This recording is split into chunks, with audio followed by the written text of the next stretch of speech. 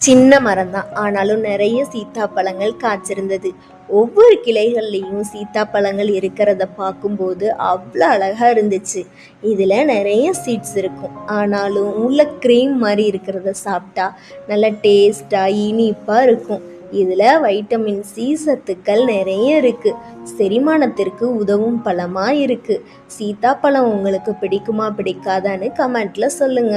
Video பிடிச்சிருந்தா like பண்ணிட்டு, இந்த மாதிரி இன்ட்ரெஸ்டிங்கான வீடியோஸ்லாம் நீங்க பார்க்கணும்னா மறக்காம சப்ஸ்கிரைப் பண்ணிக்கோங்க.